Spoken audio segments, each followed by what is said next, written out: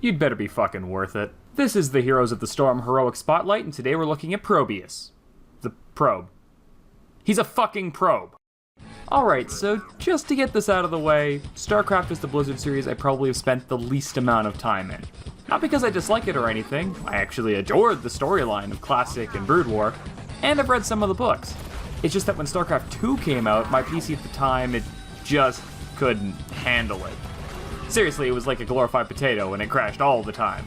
So I never got to experience StarCraft 2, and even now, when that's no longer an issue, I just haven't made the time. I've heard Probius is responsible for winning some humongous battles sometime in StarCraft 2, but to me, he's just a probe. Why is he so fucking cute? His passive, well, his D, I guess I can't really call it a passive this time, can I? Allows you to warp in pylons to aid and augment his other abilities. While active, a pylon generates both a power field as well as grants vision of the surrounding area, and both are needed to make the most of the little guy. Probius can only regain his mana while within one of these power fields, but thankfully, he restores it very quickly. Because his pylons are so vital, good map awareness is very important. Warping them in comes with a strict cooldown, and you can only have 2 at once before they start disappearing. It's imperative to reach objectives before they're ready to be contested in order to set yourself up.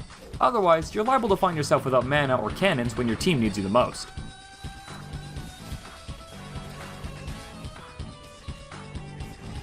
He's kinda like Gazlowe, except I never saw them paint Gazlowe like a freaking Ava unit.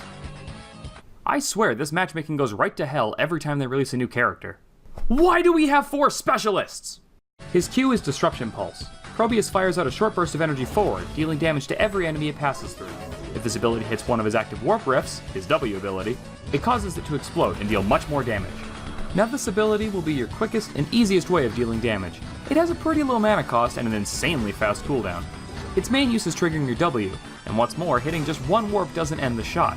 If you line up your rifts properly, you can trigger 2 or even 3 at the same time. Now, a mistake I made early on was that I kept holding on to my Q only to use it on the warp rifts. Don't do that. Just don't.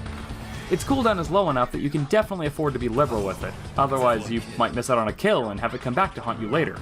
You know, things that are round and cute, they shouldn't be allowed to be so deadly. I mean, look at my cat. She's round and cute, but is she deadly? Nope. Die. Probius's W is Warp Rift. You said that already! This is by far the most mana-heavy ability in his kit, but with good reason. It opens up an unstable rift of energy at a target location after 1.25 seconds. Enemies nearby the rift are slowed by 20%, and if a rift is hit by a disruption pulse, it explodes, dealing heavy damage to anything in its radius. This right here? This is where I lose track of what I'm supposed to be doing with this hero. Warp Rift is so good, but it kinda makes the rest of his abilities just shit.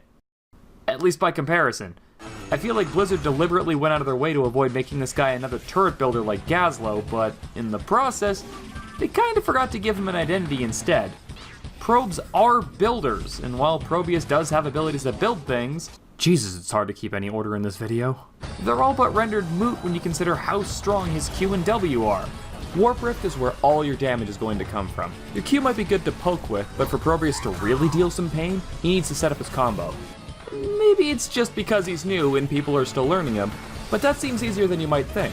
Since the rift itself deals no damage on its own, enemies seem to wade in and out without fear of it. So you make them fear it.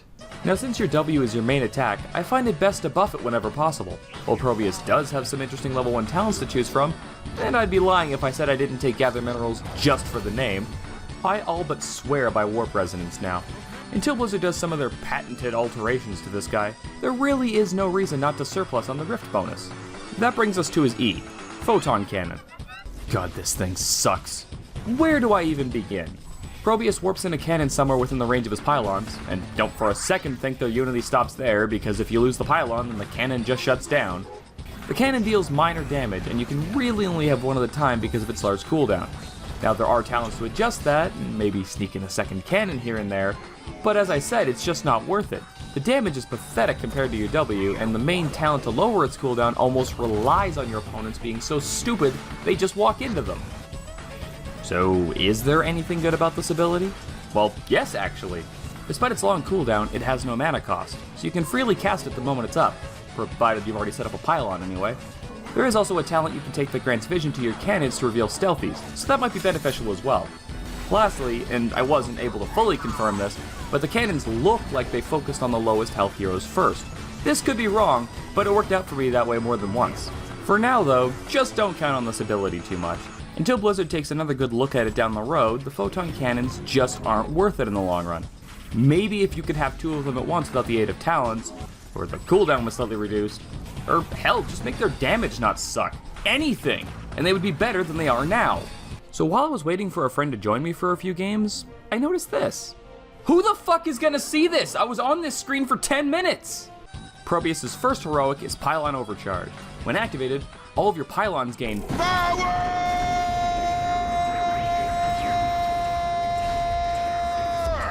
power. They gain power.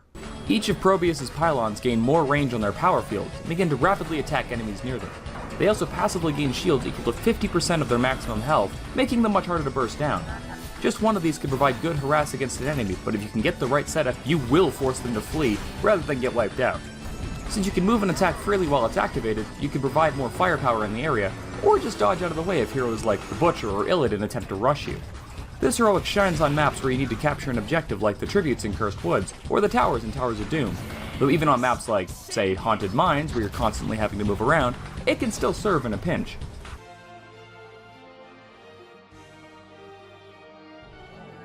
Heh, I made him dizzy.